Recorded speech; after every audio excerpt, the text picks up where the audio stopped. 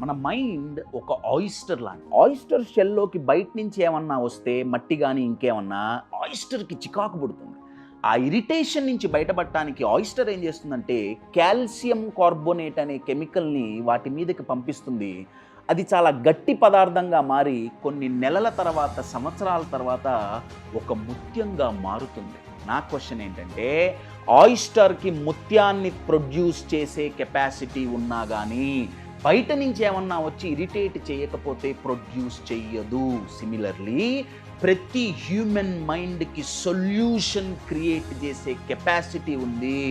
కానీ అది ట్రిగర్ చేయటానికి లైఫ్ ఇచ్చే అత్యద్భుతమైన గిఫ్ట్ ఏంటయా అంటే ప్రాబ్లమ్స్, సమస్యలు.